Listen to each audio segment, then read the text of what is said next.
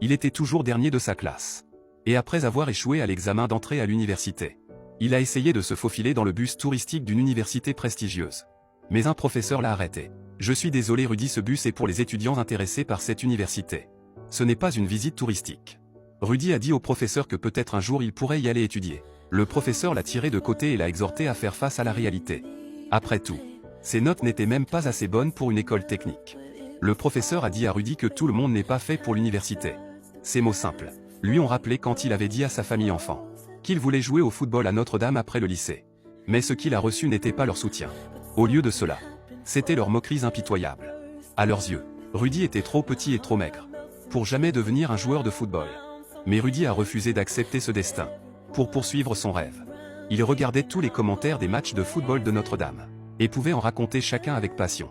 Finalement, après avoir obtenu son diplôme de lycée, ces brèves paroles de son professeur ont transpercé son cœur une fois de plus. Pourtant tout ce qu'il pouvait faire c'était tourner le dos à son rêve et s'éloigner découragé. 4 années ont passé en un clin d'œil.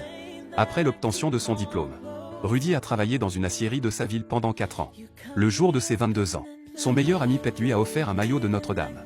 Bien que d'occasion, il portait le poids de leur précieuse amitié. Rudy l'a enfilé avec excitation tout de suite. Il s'avère qu'il n'avait jamais oublié son rêve. Il avait même économisé $1000 comme fonds pour son rêve. Quand Pete l'a appris, il a soupiré et a dit « Mon père disait toujours, avoir des rêves rend la vie tolérable. » Cette phrase semblait avoir accompagné Rudy tout au long de son enfance. Pourtant les adieux surviennent toujours de manière inattendue. Une explosion de chaudière a coûté la vie à Pete. Aux funérailles, Rudy était submergé de chagrin. À partir de ce moment, personne ne voulait plus l'écouter inlassablement raconter des matchs.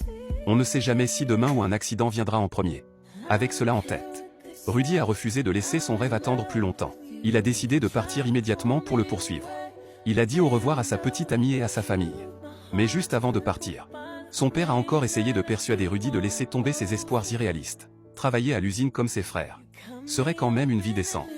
Mais Rudy ne voulait pas passer sa vie entière enfoui dans les fourneaux de l'acierie. Bien qu'il ne sût pas à quel point le chemin devant lui serait sinueux, avoir un espoir brillant dans le cœur suffisait. Quand il est arrivé à Notre-Dame, le ciel commençait à peine à s'éclaircir. Un agent de sécurité lui a suggéré de parler d'abord au prêtre de l'université. Mais en apprenant que Rudy, un étudiant moyen, voulait entrer directement à Notre-Dame, le prêtre, tout comme son père, lui a conseillé que tout le monde ne peut pas entrer dans cette université. Depuis que je suis enfant, je voulais aller à l'école ici. Et depuis que je suis enfant, tout le monde disait que c'était impossible. Toute ma vie, les gens m'ont dit ce que je pouvais et ne pouvais pas faire. Je les ai toujours écoutés, j'ai toujours cru en ce qu'ils disaient. Je ne veux plus faire ça. Ces paroles ont ému le prêtre expérimenté. Il a conseillé à Rudy d'étudier d'abord dans un collège communautaire voisin. Si ses notes étaient assez bonnes, il pourrait avoir une chance de transférer à Notre-Dame. Son rêve longtemps caressé voyait enfin une lueur d'espoir. Il a enfin posé les yeux sur Notre-Dame, l'endroit dont il rêvait jour et nuit. Excité, Rudy n'a même pas déposé ses bagages, avant de se diriger directement vers le terrain de football sacré dans son cœur. Tout autour de lui semblait chuchoter un avenir prometteur. Puis un concierge noir a remarqué Rudy et lui a dit de partir. Mais Rudy lui a déclaré haut et fort « Un jour je courrai sur ce terrain par ce tunnel. » Après cela, Rudy a officiellement commencé sa vie universitaire. Pour obtenir des A, il écoutait attentivement et prenait des notes dans chaque cours. Dès que le cours finissait, il se dirigeait directement vers le terrain de football voisin de Notre-Dame. Il essayait de parler aux entraîneurs. Mais personne ne faisait attention à lui.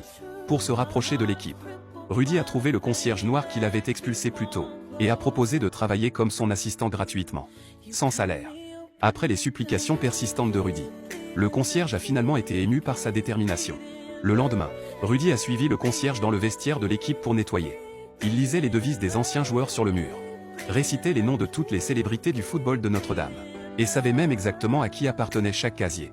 De plus en plus excité, Rudy a apporté un tabouret, est monté dessus, et a récité avec passion le discours le plus célèbre de l'histoire de Notre-Dame. Des années avaient passé, mais Rudy n'avait pas changé d'un iota. Il était toujours le garçon qui s'accrochait à ses rêves. Comme toutes ses économies étaient allées aux frais de scolarité, Rudy n'avait nulle part où aller la nuit. Il ne pouvait que grimper par une fenêtre, dans un débarras pour se reposer. Peu de temps après, Notre-Dame a accueilli son premier match de football de la saison. Mais sans argent, Rudy a été impitoyablement refoulé à l'entrée. Les hauts murs à l'extérieur du stade représentaient la distance entre lui et son rêve. Si proche pourtant hors d'atteinte. Ce n'est qu'après la dispersion de la foule qu'il a enfin pu ressentir l'excitation persistante du terrain. Le temps passé à regarder vers l'avenir peut être solitaire et long. Mais une chaleur inattendue viendra toujours nourrir le cœur. Cette nuit-là, comme d'habitude, Il a grimpé dans le débarras pour trouver de manière inattendue une couverture supplémentaire et une clé sur le lit. Il s'est avéré que le concierge avait remarqué sa situation depuis longtemps. Le lendemain, Rudy l'a remercié. Mais le concierge a fait comme s'il ne savait rien. Certaines choses n'ont pas besoin d'être dites à voix haute. Comprendre en silence est la meilleure réponse. Bientôt un semestre est passé. Après un semestre de travail acharné, Rudy a écrit frénétiquement pendant ses examens, et a finalement obtenu un A et 3B. Bien que ce fût une énorme amélioration par rapport à avant, c'était encore loin d'être suffisant pour entrer à Notre-Dame. Effectivement, sa demande de transfert a été froidement rejetée. Découragé, Rudy est rentré chez lui juste avant Noël, espérant trouver un peu de réconfort auprès de sa famille. Mais tous ses efforts du semestre n'ont valu que l'indifférence de son père, et les moqueries de son frère aîné. Encore plus difficile à accepter était que son ancienne petite amie sortait maintenant avec son deuxième frère. La maison était brillante de lumière, mais pas une seule ne brillait pour lui. Rudy s'est précipité dehors, et a de nouveau entrepris son voyage solitaire vers son rêve. Le deuxième semestre, Rudy est resté tout aussi assidu. Mais les résultats étaient toujours décevants. Il s'est plaint au concierge d'avoir perdu une année. Mais le concierge lui a dit « Tu ne penses qu'à entrer dans l'équipe de football. Tu ne réalises pas que tu as reçu une autre année d'éducation de qualité. Nous sommes souvent obsédés par ce que nous n'avons pas, négligeant le paysage que nous avons déjà traversé. Se soucier trop du résultat peut se retourner contre nous. » Rudy a retrouvé confiance et s'est jeté dans ses études avec une nouvelle attitude. Mais son attitude moyenne maintenait les récompenses significatives hors de sa portée. Le troisième semestre, la demande de Rudy est restée sans réponse, le laissant complètement perdu. Combien plus de travail devait-il fournir pour gagner les faveurs de son rêve? S'il échouait au quatrième semestre, il perdrait sa chance à Notre-Dame pour toujours. Il n'acceptait pas d'étudiants transférés en troisième année. Le prêtre l'a réconforté, en disant qu'il avait déjà donné à son rêve plus qu'assez d'efforts. Mais Rudy a répondu « Sans un bon résultat, tout est vain ». Le prêtre ne savait pas comment le réconforter à ce moment-là. Mais à ce stade, Rudy n'avait pas d'autre issue. Il ne pouvait que rassembler ses forces et continuer à se battre. En un rien de temps, le quatrième semestre touchait à sa fin.